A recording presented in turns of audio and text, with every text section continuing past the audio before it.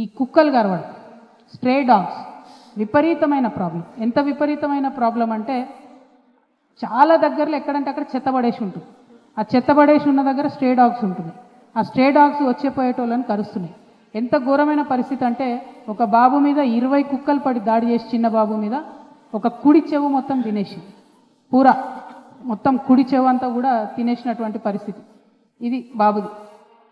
ఇందులో గమ్మత్ ఏంటంటే 2022లో ఇది అఫీషియల్ డేటా నేను చెప్పేది, 2022లో 92,924 కేసులు కుక్కలు కరిచి, ఈ 2024లో 1,21,997 అంటే ఆల్మోస్ట్ 30,000 పైచిలకు పెరిగినాయి కేసులు. అంతేనా? 30,000 దాకా పెరిగినాయి దాదాపుగా. ఎందుకు పెరిగినాయి? 31% ఇంక్రీజ్ ఉంది. ఇది ఎందుకుంది అని అంటే ఈ కుక్కలను స్టెరిలైజ్ చేయడానికి వాడేటటువంటి వ్యాక్సిన్లు, మెడిసిన్లు వాటికి వచ్చిన బడ్జెట్ని సద్వినియోగం చేసుకోలేదు ఎక్కడ కూడా. దాంతో ఏమవుతున్నాయి, స్ట్రే డాగ్స్ సంఖ్య పెరుగుతుంది.